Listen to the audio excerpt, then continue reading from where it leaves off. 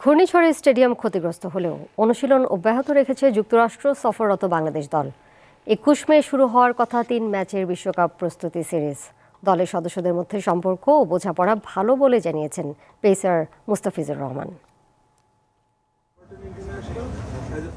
যুক্তরাষ্ট্রের বিপক্ষে ৩ ম্যাচের সিরিজ শুরু হওয়ার কথা ২১ মে। তবে ঘূর্ণিঝড়ের কবলে পড়ে শঙ্কায় এখন যথাসময়ে সিরিজ মাঠে গড়ানো। হিউস্টনের প্রেরি ভিউ স্টেডিয়ামের ড্রেসিং রুম, খেলোয়াড়দের dugout, VIP tent, side screen সহ মাঠের সব স্থাপনা অস্থায়ী হওয়ায় সবই ঘূর্ণিঝড়ের কবলে পড়ে বিধ্বস্ত হয়ে গেছে।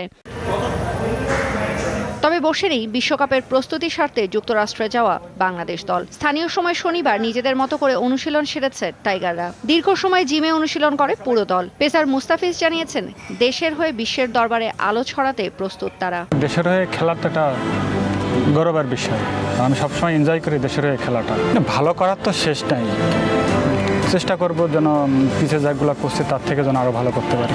জিম শেষে অ্যাথলেটিক্স ট্র্যাকে দৌড়েছেন দলের সবাই। মুস্তাফিজ জানিয়েছেন, সিনিয়র 2 ক্রিকেটার থেকে শুরু করে দলের সবচেয়ে জুনিয়র ক্রিকেটারের মধ্যেও আছে সৌহার্দ্য আর সহযোগিতার মনোভাব। আপনার এখানে সাকিব ভাই আছে, রিয়াদ ভাই আছে, আমরা মাঝখানে আছি। আমরা যদি কোনো সময় আটকায় যাই কোনো বিষয় দ্বারা গ্রাউন্ডে হইতে পারে, যে কোনো কিছু জানার থাকলে কারণ আমরা ভাইদের কাছ থেকে যে ডিসিশনগুলো নিতে পারবো, সাইফুদ্দিন, হাসান, আমি যতটুকু শিখছি সেগুলো ওদের সাথে শেয়ার করব যদি আমাদের আরটু ইমপ্রুভ হয়। হিউস্টনের প্রেরি ভিউ স্টেডিয়ামে ২১, ২৩ ও ২৫ মে হওয়ার কথা ৩ ম্যাচের টি-20 সিরিজ। তৌসিয়া ইসলাম, দীপ্ত স্পোর্টস।